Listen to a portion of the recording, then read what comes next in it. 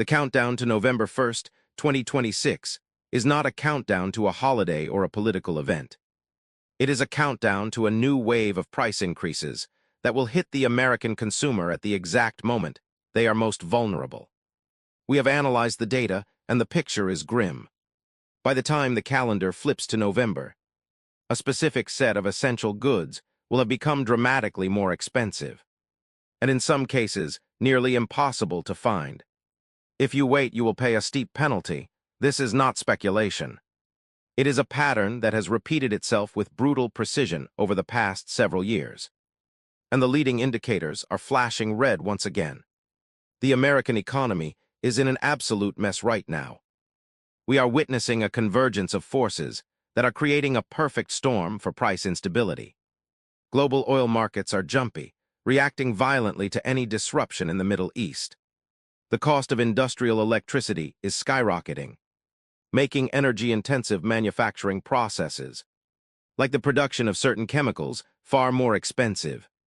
And on top of all of this, a wave of tariffs on imported goods, including a 50% tariff on hundreds of Canadian products that went into effect on August 19th, is now working its way through the supply chain. These tariffs are not abstract policy debates.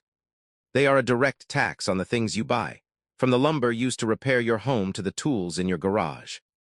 The full impact of these decisions is scheduled to land in the fall, right as contracts for manufacturers reset and new pricing takes hold. We are talking about a systematic repricing of the American household, and most people are completely unprepared for what is coming. But before we move on, we kindly ask you to support our work with a thumbs up, and don't forget to subscribe to our channel so you don't miss our upcoming lists. Without further ado, here are 10 items that are about to become far more expensive, or simply unavailable, that you need to secure before November 1st, 2026. Number 1. Olive oil and other cooking fats. Right now, the price of olive oil on store shelves seems reasonable. This is an illusion created by a recent good harvest. The early outlook for the next harvest is not promising, and the global olive oil market is notoriously fragile. But this is not just about olive oil. Fats in general are a cornerstone of food security. Calorie-dense items like ghee, canned butter, and coconut oil are essential for stretching food supplies when money is tight. When food prices rise, which is a near certainty given the pressure on eggs, coffee, butter, pasta, and canned foods from droughts, livestock shortages, and transportation costs, fats become a critical buffer. They provide the energy needed to get through a day on less food. We are warning you now, before the harvest reports become public and the panic buying begins, that securing a supply of these fats is one of the most prudent moves you can make. Think about the simple mechanics of it. A single tablespoon of olive oil contains roughly 120 calories. When you are trying to feed a family on a reduced budget, adding a spoonful of fat to a pot of beans or a pan of rice transforms a thin, unsatisfying meal into something that actually sustains you. It keeps you full longer, it helps your body absorb vitamins, and it requires no refrigeration, no special storage conditions, just a cool, dark shelf. The window for low cost, easy preparation is always before an event, not during it. Once the harvest reports turn negative, the global price of olive oil will spike within days, and every other cooking fat will follow. The shelves will empty and the prices will not come back down. Number 2. Plastic construction and repair materials. This is a category that almost no one is talking about, but it will be one of the first to feel the shock. Items made from plastic, such as tarps, poly sheeting, contractor trash bags, and 5-gallon buckets, are directly tied to the price of oil. When oil prices spike, the cost of these goods follows almost immediately. And oil prices are not stable, they are jumpy. Any escalation of conflict in the Middle East, any disruption to global shipping, and the price of a simple tarp can double or triple. These are not luxury items. They are crucial for home repairs after severe weather events. When a hurricane is forecasted, these items sell out in a matter of hours.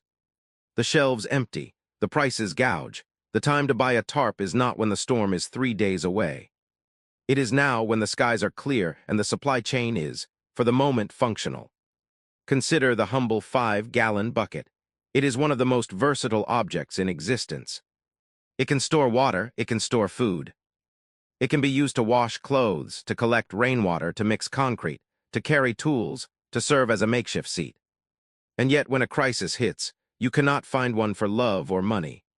The same goes for heavy-duty contractor trash bags. They are not just for trash. They are emergency ponchos, ground covers, waterproof liners for a leaking roof, and a way to keep bedding dry in a flooded basement. These items are cheap now, almost laughably cheap, a few dollars each. But their value in a disruption is incalculable. And because they are bulky, stores do not keep deep inventories. They rely on just-in-time delivery. One disruption to the trucking network, one spike in diesel prices, and those shelves stay empty for weeks. This is a simple, low-cost insurance policy against a very predictable problem. Number 3, shelf-stable eggs. The price of fresh eggs is currently low due to an oversupply. This is a temporary condition. The poultry industry is a house of cards, perpetually one avian flu outbreak away from a catastrophic collapse of supply. When a flock is infected, millions of birds are culled, and the price of eggs explodes overnight. This has happened before, and it will happen again. The solution is not to hoard fresh eggs, which will spoil. It is to secure powdered and freeze-dried eggs. These are shelf-stable protein sources that can be stored for years. They provide the same nutritional value as fresh eggs without the risk of spoilage or the vulnerability to disease outbreaks. When the next avian flu hits, and it will, the price of fresh eggs will go through the roof. But if you have a supply of powdered eggs in your pantry, you will be insulated from the chaos. This is a simple, inexpensive step that provides years of security. Think about how dependent the American food system is on eggs. They are in baked goods, in pasta, in sauces, in breakfasts, in 1,000 processed foods. When the egg supply collapses, it is not just the breakfast aisle that suffers. It is the entire food manufacturing complex, and the culling of millions of birds is not a hypothetical. It is a recurring event. Every time a wild bird migrates through a poultry region, the risk of infection spikes. Every time a farm worker tracks contaminated material into a barn, the risk spikes. The system is designed for efficiency, not resilience.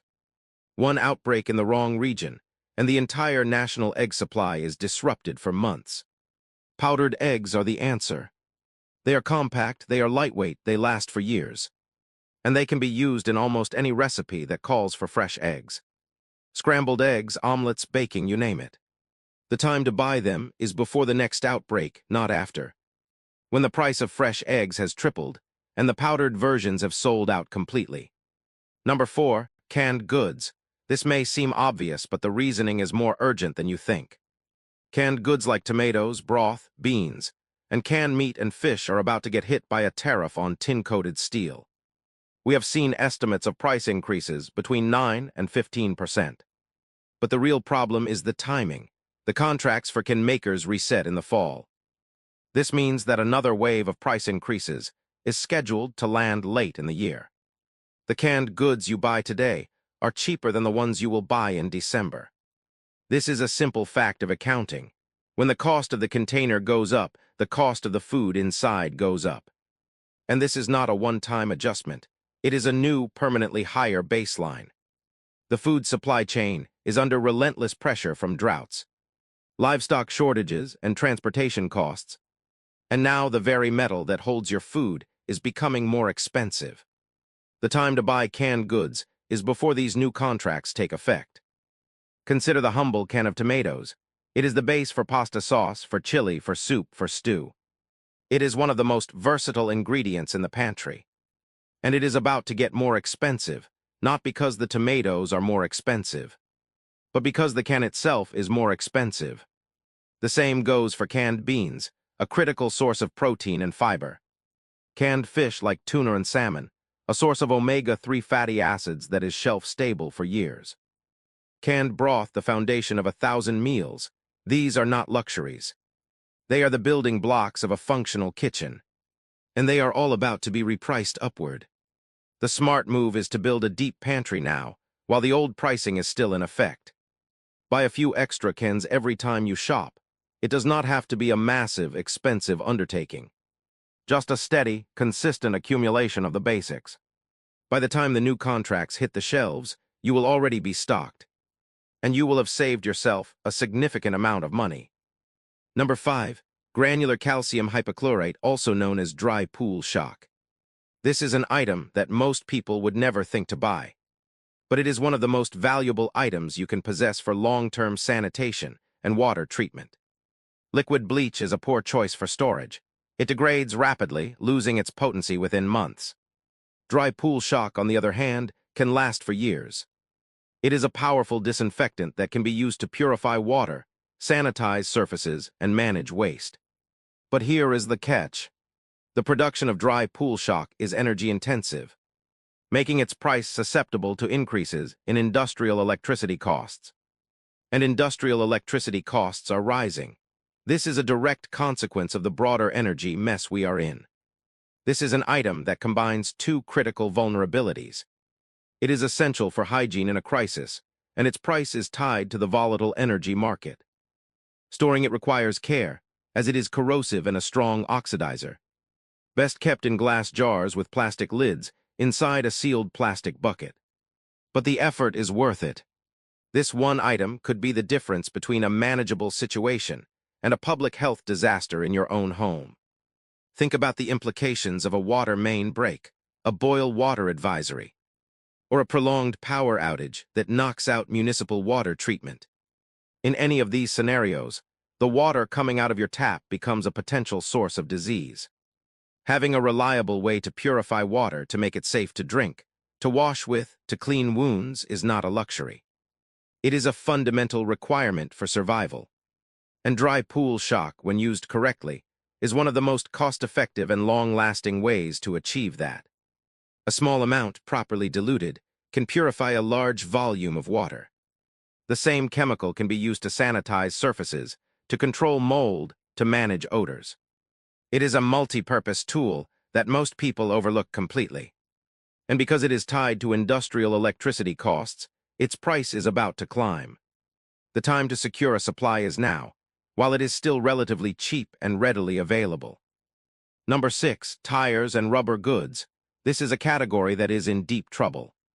Tires and other rubber goods, including vehicle belts and hoses, are affected by rising petroleum prices and a multi-year shortage of natural rubber. This is a structural problem, not a cyclical one.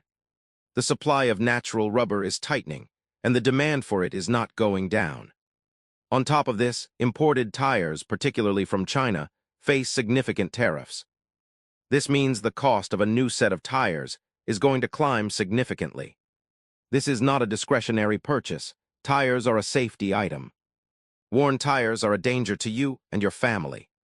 But as prices rise, more and more Americans will be forced to delay replacing their tires, putting themselves at risk. This is a perfect example of how the economic collapse translates into physical danger. The time to replace your tires is now, before the price increases fully hit the market. Think about the physics of it. Your tires are the only point of contact between your vehicle and the road.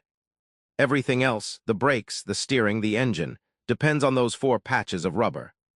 When they are worn, your stopping distance increases. Your risk of hydroplaning in wet conditions skyrockets. Your risk of a blowout at highway speeds becomes a real and present danger. And yet, when money gets tight, tires are one of the first things people put off. They tell themselves they can get a few more thousand miles out of them. They tell themselves they will replace them next month.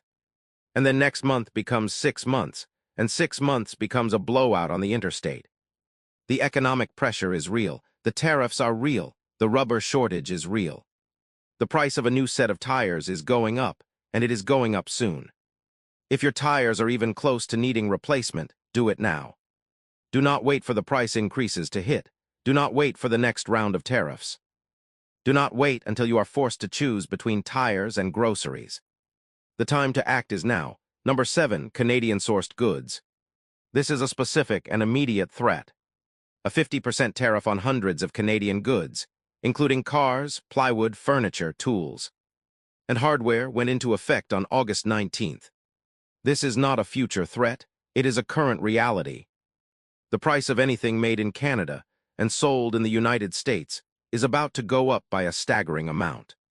This is a direct hit to anyone planning a home repair, a renovation, or a major purchase. Plywood, a staple of construction and storm preparation, is about to become far more expensive. Tools and hardware, the very things you need to fix a problem, are about to cost half again as much. This is a policy-driven price shock that will ripple through the entire economy.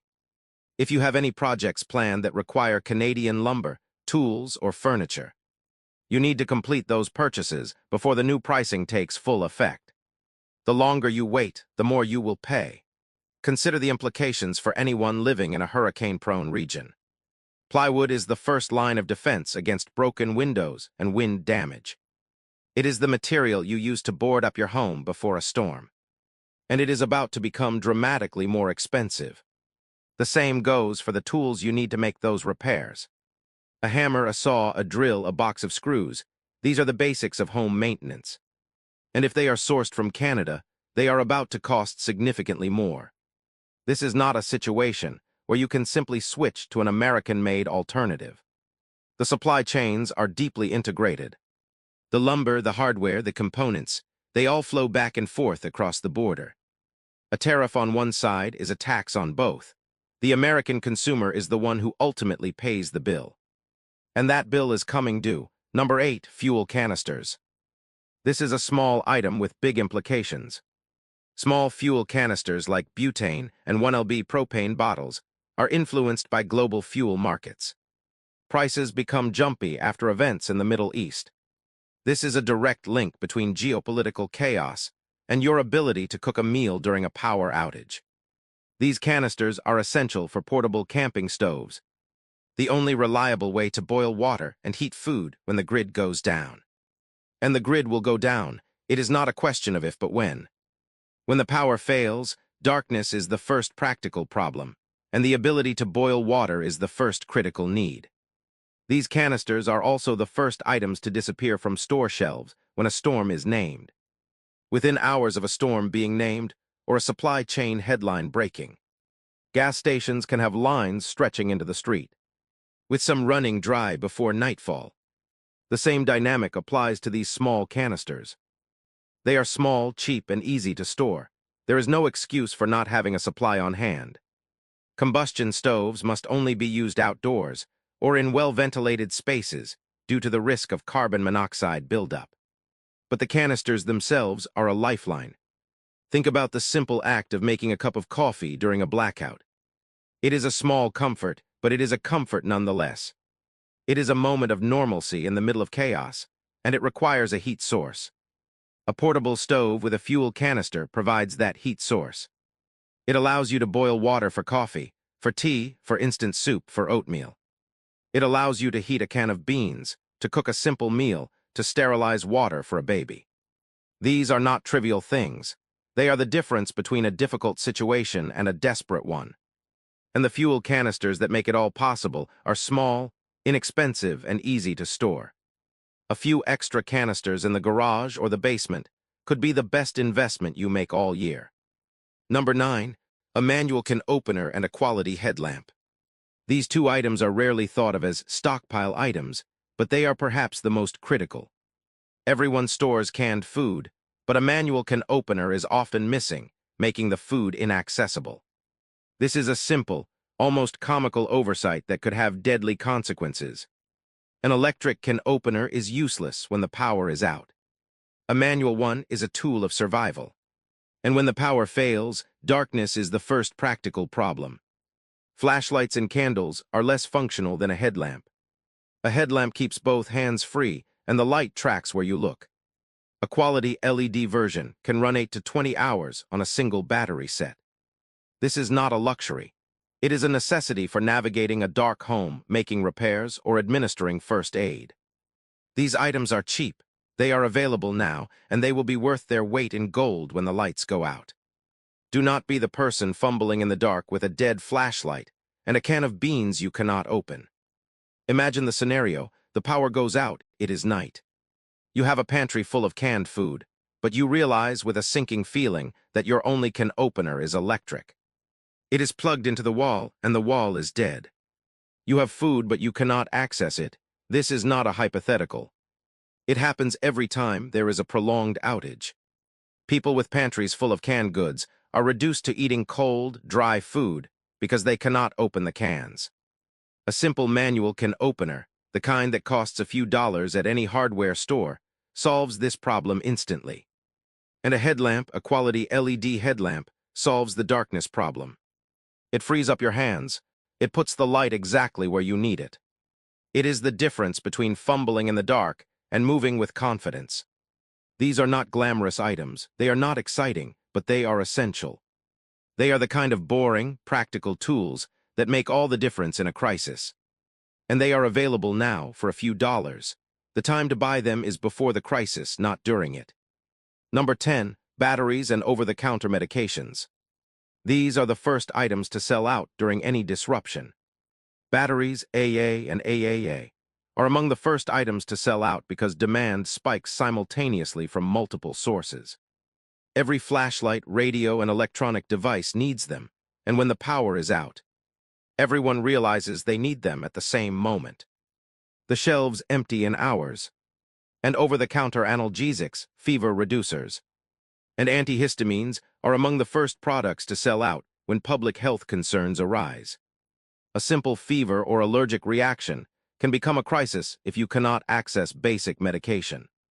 These are not items to stockpile in massive quantities, but a reasonable supply. Enough to get you through a few weeks of disruption is essential.